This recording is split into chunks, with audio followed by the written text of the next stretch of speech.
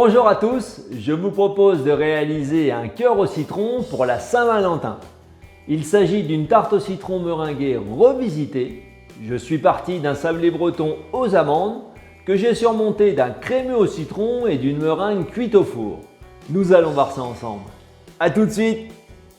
Nous allons commencer par réaliser le sablé breton et pour cela nous avons besoin de 100 g de farine, 75 g de sucre semoule, 2 jaunes d'œufs, 65 g de poudre d'amande et 140 g de beurre doux.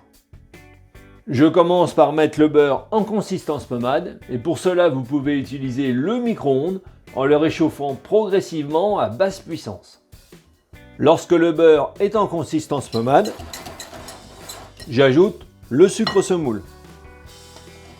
Je mélange à l'aide du fouet pendant une vingtaine de secondes pour crémer l'ensemble. Ensuite, j'ajoute la poudre d'amande et les jaunes d'œufs. Je mélange avec le fouet.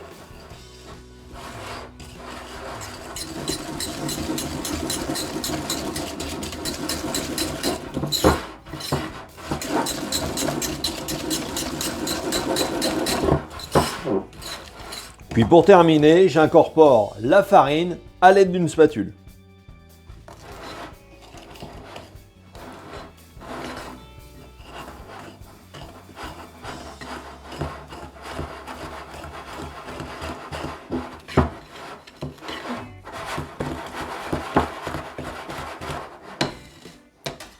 Le sablé breton est prêt.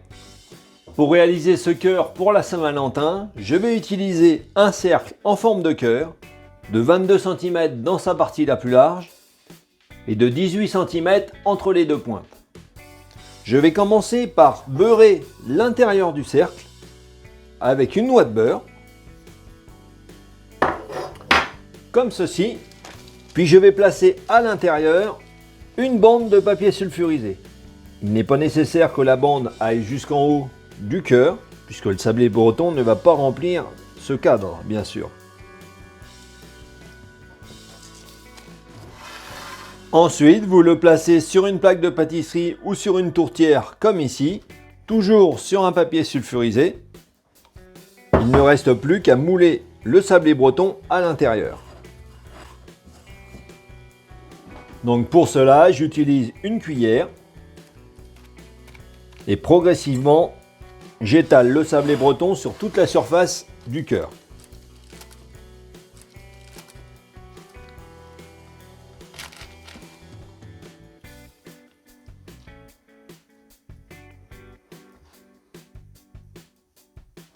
Comme ceci. Maintenant, je vais cuire ce sablé breton dans un four préchauffé à 170 degrés et je vais le laisser cuire pendant 20 minutes environ tout en surveillant la cuisson régulièrement. À la sortie du four, je débarrasse le sablé breton sur une grille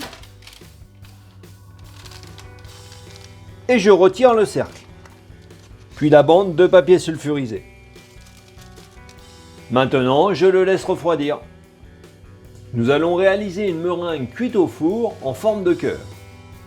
Donc pour cela, j'utilise le même cercle comme modèle et je vais tracer le contour au crayon de papier sur une feuille de papier sulfurisé. Comme ceci. Puis nous travaillerons par transparence en retournant la feuille de papier sulfurisé pour pouvoir réaliser cette meringue. Pour l'instant, nous mettons la plaque de côté. Pour la meringue, nous allons utiliser 3 blancs d'œufs, c'est-à-dire 90 g de blanc et 180 g de sucre semoule. Je verse les blancs dans la cuve du batteur avec le fouet et j'ajoute un peu de sucre semoule au départ. Je mets les blancs à monter.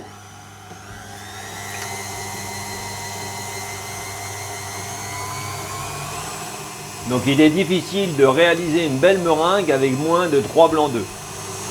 C'est tout simplement une question de volume suffisant pour que le batteur puisse faire son travail.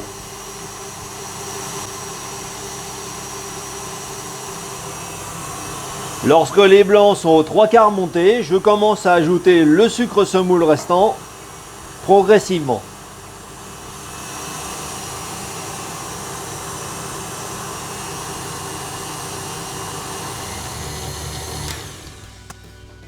Lorsque la meringue est montée, qu'elle est bien ferme, bien brillante, j'arrête le batteur. Pour dresser la meringue, je vais utiliser une poche munie d'une douille à Saint-Honoré de taille moyenne. Je reprends ma feuille de papier sulfurisé que je fais tenir avec quelques points de matière grasse. Je commence par réaliser le tour en suivant le tracé qu'on a réalisé.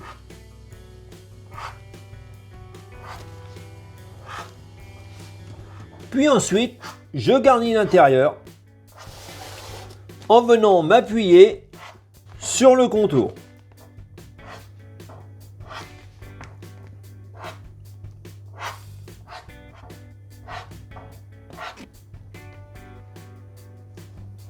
Comme ceci. Maintenant, je vais cuire cette meringue dans un four préchauffé à 100 degrés et je vais la laisser cuire pendant 1h30 à 2 heures environ. C'est une cuisson à basse température, c'est donc une cuisson lente. Pour le crémeux au citron, nous allons utiliser 3 décilitres de jus de citron. Vous pouvez également utiliser du pulco citron. 4 jaunes d'œufs, 2 œufs entiers, 150 g de sucre semoule, 25 g de maïzena et 150 g de beurre doux.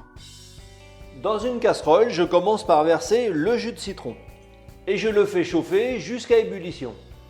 Pendant ce temps, dans une bassine ou un récipient, je verse les jaunes d'œufs, je casse les œufs, j'ajoute le sucre semoule et je blanchis l'ensemble à l'aide d'un fouet. Je termine en ajoutant la maïzena que je mélange également. Donc on fait attention de ne pas avoir de grumeaux, mais avec la maïzena c'est assez simple. Lorsque le jus de citron arrive à ébullition, je le verse sur ma préparation à base d'œuf et je transvase le tout dans la casserole. Je vais maintenant cuire cette crème à feu moyen tout en remuant régulièrement. La crème va épaissir au fur et à mesure de la cuisson. Et quand on arrive à ébullition comme ici, je vais poursuivre la cuisson pendant 1 minute. Comme ceci, et maintenant je retire la casserole du feu, la cuisson étant terminée. Avant d'ajouter le beurre, je vais laisser tiédir cette préparation. Pour la simple et bonne raison, c'est que si on l'ajoute maintenant, le beurre va fondre tout de suite et on va perdre de l'onctuosité. La crème a tiédi, je vais maintenant incorporer le beurre. Je mélange avec le fouet. Donc bien sûr, comme la crème est moins chaude, le beurre fond progressivement et il conserve l'onctuosité. Voilà, le beurre est bien mélangé. On a une crème bien onctueuse.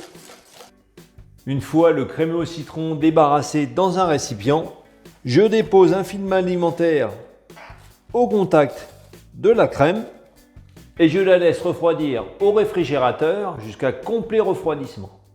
Maintenant, place au montage. J'ai positionné le sablé breton en forme de cœur sur un plateau de présentation sur lequel je vais dresser le crémeux au citron à l'aide d'une poche munie d'une douille unie de taille moyenne. Puis je vais commencer par faire des dômes tout autour.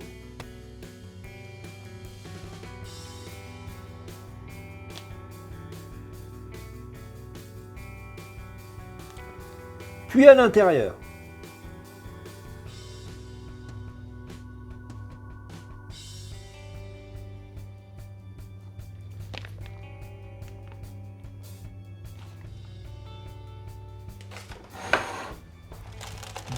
Maintenant, délicatement, je positionne sur le dessus la meringue sur lequel je vais râper un peu de citron vert. Et voilà, cette tarte citron revisitée façon Saint-Valentin est terminée.